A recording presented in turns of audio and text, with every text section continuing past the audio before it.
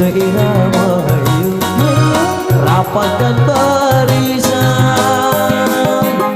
agar semua musuh Islam takkan punya kesempatan, agar semua musuh Islam takkan punya kesempatan.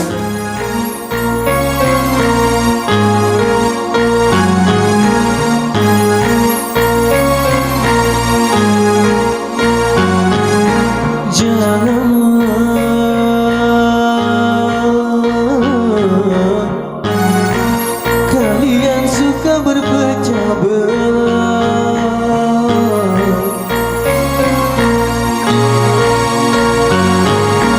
laksana bumi di atas lautan,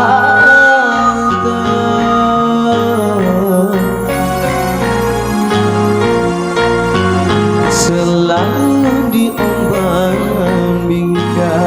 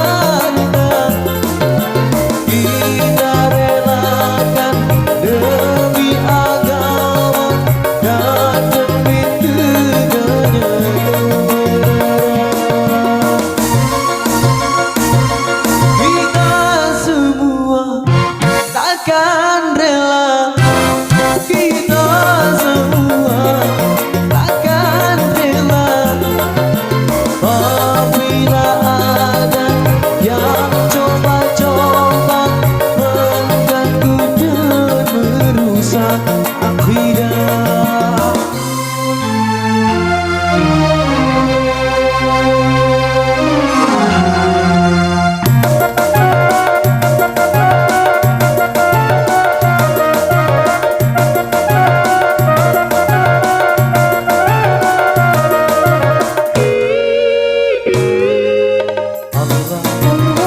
Hanya padanya Allah kita menyembah Allah, tundukkan bertakwa.